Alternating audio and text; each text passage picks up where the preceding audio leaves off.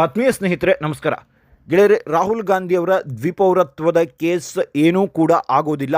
ಈ ಕೇಸ್ನಲ್ಲಿ ಯಾವುದೇ ದೊಡ್ಡ ಡೆವಲಪ್ಮೆಂಟ್ಗಳು ಕೂಡ ಆಗ್ತಾ ಇಲ್ಲ. ಒಂದು ಕಡೆಯಿಂದ ಅಲಹಾಬಾದ್ ಬೆಂಚ್ನಿಂದ ಅದು ಲಕ್ನೋ ಬೆಂಚ್ಗೆ ವರ್ಗಾವಣೆ ಆಯಿತು, ಮತ್ತೊಂದು ಕಡೆ ದೆಹಲಿಯಲ್ಲಿಯೂ ಕೂಡ ಯಾವುದೇ ಡೆವಲಪ್ಮೆಂಟ್ ಆಗ್ತಾ ಇಲ್ಲ. ಈ ಬಗ್ಗೆ ಏನೂ ಕೂಡ ಹೆಚ್ಚಿನ ಮಾಹಿತಿ ಬರ್ತಾ ಇಲ್ಲ. BJPಗೂ ಕೂಡ ಇದರ ಬಗ್ಗೆ ಯಾವುದೇ ಆಸಕ್ತಿ ಇಲ್ಲ. ಈ ಕೇಸ್ ಬಿದ್ದು ಹೋಯಿತು ಅನ್ನುವಂತಹ ಟೈಮ್ನಲ್ಲಿಯೇ ಮತ್ತು ಈ ರೀತಿಯಾಗಿರುವಂತಹ ಚರ್ಚೆಗಳು ನಡೀತಾ ಇರುವಂತಹ ಟೈಮ್ನಲ್ಲಿಯೇ ಈಗ ಮಹತ್ವದ ಬೆಳವಣಿಗೆಯೊಂದು ನಡೆದಿದೆ. ಲಕ್ನೋ ಬೆಂಚ್ನಿಂದ ಈ ಕೇಸ್ ವಿಚಾರವಾಗಿ ಮಹತ್ವದ ಆದೇಶ ಕೂಡ ಹೊರಗಡೆ ಬಂದಿದೆ. ಇದು ಈಗ ರಾಹುಲ್ ಗಾಂಧಿ ಅವರಿಗೆ ದೊಡ್ಡ ಸಂಕಷ್ಟ ಎದುರಾಗುವ ಎಲ್ಲ ಸಾಧ್ಯತೆಗಳು ಕೂಡ ಇದೆ. ಹಾಗಾದರೆ ಗೆಳೆಯರೆ, ಈ ಕೇಸ್ನಲ್ಲಿ ಆಗಿರುವಂತಹ ಡೆವಲಪ್ಮೆಂಟ್ ಏನು, ಲಕ್ನೋ ಬೆಂಚ್ನಿಂದ ಬಂದಿರುವಂತಹ ಆ ಮಹತ್ವದ ಆದೇಶ ಏನು ಅನ್ನೋದರ ಒಂದಷ್ಟು ಮಾಹಿತಿಯನ್ನು ಈ ವಿಡಿಯೋದಲ್ಲಿ ನಿಮಗೆ ಕೊಡ್ತಾ ಹೋಗ್ತೀನಿ. ಮಿಸ್ ಮಾಡದೆ ಕೊನೆಯವರೆಗೂ ಈ ವಿಡಿಯೋನ ನೋಡಿ. ಗೆಳೆಯರೆ, ರಾಹುಲ್ ಗಾಂಧಿಯವರ ದ್ವಿಪೌರತ್ವದ ಕೇಸ್ ನಿಮ್ಮೆಲ್ಲರಿಗೂ ಕೂಡ ಚೆನ್ನಾಗಿಯೇ ಗೊತ್ತು. ಒಂದು ಕೇಸ್ ಸುಬ್ರಮಣಿಯನ್ ಸ್ವಾಮಿ ಅವರು ಹಾಕಿರೋದು, ಅದು ಹೈಕೋರ್ಟ್, ದೆಹಲಿ ಹೈಕೋರ್ಟ್ನಲ್ಲಿದೆ. ಮತ್ತೊಂದು ಕೇಸ್ ಕರ್ನಾಟಕ ಮೂಲದ ಲಾಯರ್ ವಿಘ್ನೇಶ್ ಶಶಿರವರು ಅಲಹಾಬಾದ್ ಹೈಕೋರ್ಟ್ಗೆ ಈ ಒಂದು ಕೇಸನ್ನು ಹಾಕಿದ್ರು. ಆದರೆ ಅಲಹಾಬಾದ್ ಹೈಕೋರ್ಟ್ನಿಂದ ಆ ಕೇಸ್ ಲಖನೌಗೆ ವರ್ಗಾವಣೆ ಆಯಿತು. ಆ ಬಗ್ಗೆ ನಿಮಗೆ ನಾನು ಮಾಹಿತಿಯನ್ನು ಕೂಡ ಕೊಟ್ಟಿದ್ದೆ.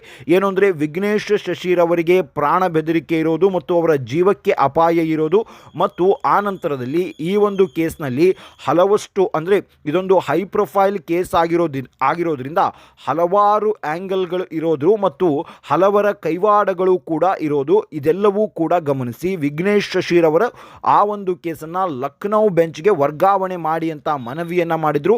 ಅದರಂತೆ ಲಕ್ನೋ ಬೆಂಚ್ಗೂ ಕೂಡ ಅದು ವರ್ಗಾವಣೆ ಆಯಿತು. ವರ್ಗಾವಣೆ ಆದ ನಂತರದಿಂದ ಅಲ್ಲಿಂದ ಯಾವುದೇ ಒಂದು ಪ್ರಕ್ರಿಯೆ ಆಗಿರಲಿಲ್ಲ ಮತ್ತು ಯಾವುದೇ ದೊಡ್ಡ ಬೆಳವಣಿಗೆಗಳು ಕೂಡ ಆಗಿರಲಿಲ್ಲ. ಸೊ ಆ ಒಂದು ನಿಟ್ಟಿನಲ್ಲಿ ಕಾಂಗ್ರೆಸ್ ಇದೆಲ್ಲವೂ ಕೂಡ ಸುಳ್ಳು, ಈಗ ಲಕ್ನೋ ಹೈಕೋರ್ಟ್ನಲ್ಲಿಯೂ ಕೂಡ ಯಾವ ಬೆಳವಣಿಗೆಯೂ ಆಗಲಿಲ್ಲ ಅನ್ನುವಂತಹ ವಿಚಾರವನ್ನು ಮುಂದಿಡ್ತು.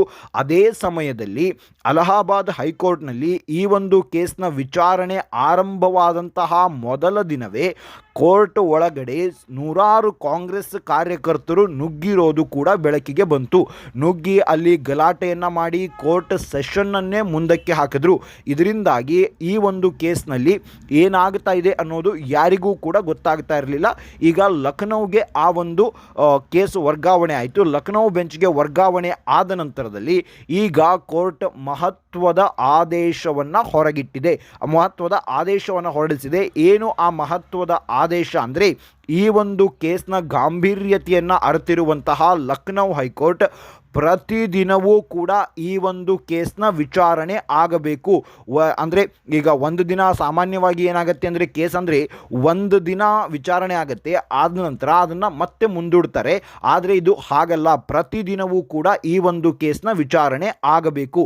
ಯಾಕೆ ಅಂದರೆ ಇಲ್ಲಿ ವಿಘ್ನೇಶ್ ಶಶಿರವರು 3 ಮಹತ್ವದ ಆರೋಪಗಳನ್ನು ಮಾಡಿ ಕೇಸ್ ಹಾಕಿದ್ದಾರೆ.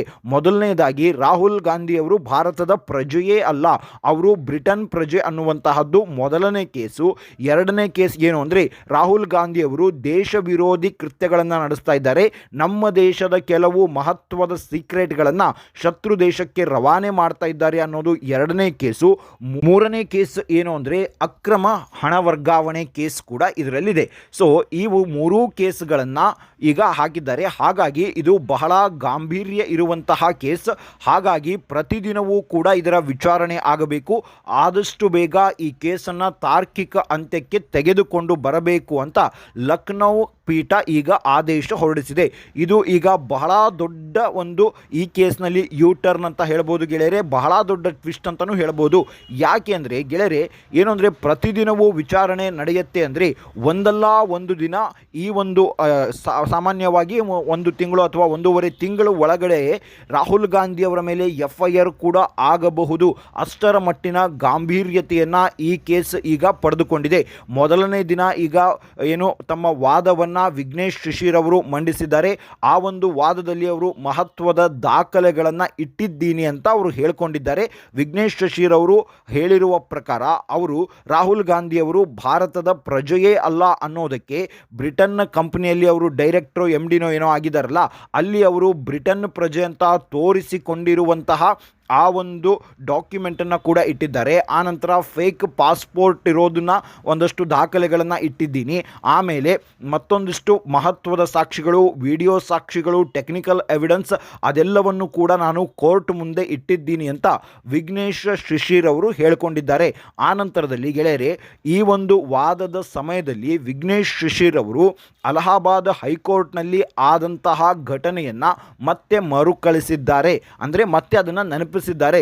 ಇದೆಲ್ಲವೂ ಕೂಡ ಕಾಂಗ್ರೆಸ್ ಸುಳ್ಳು ಅಂತ ಹೇಳ್ತಾ ಇರಬೇಕಾದ್ರೆ ನ್ಯಾಯಾಲಯ ಇದನ್ನು ಎಲ್ಲ ಪರಿಗಣಿಸಿ ನ್ಯಾಯವನ್ನು ಕೊಡುತ್ತೆ. ಆದರೆ ಕೋರ್ಟ್ ಹಾಲ್ ಒಳಗಡೆ ನುಗ್ಗಿ ಯಾಕೆ ಗಲಾಟೆ ಎಬ್ಬಿಸಬೇಕು, ಇಲ್ಲೇ ಈ ಒಂದು ಕೇಸ್ನ ಸತ್ಯ ಗೊತ್ತಾಗತ್ತೆ ಅನ್ನುವಂತಹ ವಿಚಾರವನ್ನು ಮುಂದಿಟ್ಟಿದ್ದಾರೆ. ಸೊ ಈಗ ವಿಚಾರಣೆ ಪ್ರತಿದಿನವೂ ಕೂಡ ಆರಂಭ ಆಗಿದೆ. ಆದಷ್ಟು ಬೇಗ ಈ ಒಂದು ಕೇಸ್ಗೆ ತಾರ್ಕಿಕ ಅಂತ್ಯ ಸಿಗಲಿದೆ ಅನ್ನುವಂತಹ ಭರವಸೆಯನ್ನು ವಿಘ್ನೇಶ್ ಶಿಶಿರ್ ಅವರು ಈಗ ಹೊರಡಿಸಿದ್ದ ಭರವಸೆಯನ್ನು ಹೊಂದಿದ್ದಾರೆ. ಅವರು ಆ ರೀತಿಯಾಗಿ ಅವರು ಮಾತನಾಡಿದ್ದಾರೆ. ಆನಂತರದಲ್ಲಿ ಗೆಳೆಯರೆ, ಒಂದು ಕಡೆ ಈ ಬೆಳವಣಿಗೆ ಆಗ್ತಾ ಇರುವಂತಹ ಸಂದರ್ಭದಲ್ಲಿಯೇ ಕಾಂಗ್ರೆಸ್ನಲ್ಲಿ ಮತ್ತೊಂದು ಮಹತ್ವದ ಬೆಳವಣಿಗೆ ಆಗಿದೆ.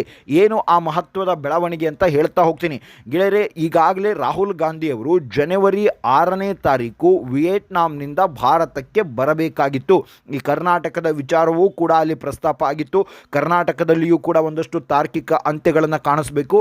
ಹಾಗಾಗಿ 6ನೇ ತಾರೀಕು ಅವರು ಬರಬೇಕಾಗಿತ್ತು. ಆದರೆ ಇಲ್ಲಿಯವರೆಗೂ ಕೂಡ, ಅಂದರೆ 8ನೇ ತಾರೀಕು ಇವತ್ತು, ಇಲ್ಲಿಯವರೆಗೂ ಕೂಡ ಅವರು ವಿಯೆಟ್ನಾಂನಿಂದ ಬಂದಿಲ್ಲ. ಯಾವಾಗ ಬರ್ತಾರೆ ಅನ್ನೋದು ಕೂಡ ಗೊತ್ತಿಲ್ಲ. ಈ ಒಂದು ಕೇಸ್ನ ಮಹತ್ವ ಈ ರೀತಿಯಾಗಿ ಆಗ್ತಾ ಇರುವಂತಹ ಹೊತ್ತಿನಲ್ಲಿಯೇ ರಾಹುಲ್ ಗಾಂಧಿ ಅವರು ವಿದೇಶದಲ್ಲಿರೋದು. ಆನಂತರ ಮತ್ತೊಂದು ಮಹತ್ವದ ಬೆಳವಣಿಗೆ ಏನು ಅಂದರೆ, ಅಸ್ಸಾಂ ಎಲೆಕ್ಷನ್ನ ಕ್ಯಾಂಡಿಡೇಟ್ನ ಆಯ್ಕೆ ಮಾಡುವಂತಹ ಜವಾಬ್ದಾರಿಯನ್ನು ಈಗ ಪ್ರಿಯಾಂಕಾ ವಾದ್ರಾ ಅವರಿಗೆ ಕೊಡಲಾಗಿದೆ. ಗೆಳೆಯರೆ, ಪ್ರತಿ ರಾಜ್ಯದಲ್ಲಿಯೂ ಕೂಡ ಈ ಹಿಂದೆ ಬೇರೆ ಬೇರೆ ರಾಜ್ಯದ ಚುನಾವಣೆ ಆಯಿತು. ಇವನ್ 2023ರಲ್ಲಿ ಕರ್ನಾಟಕದ ಚುನಾವಣೆಯೂ ಕೂಡ ಆಯಿತು.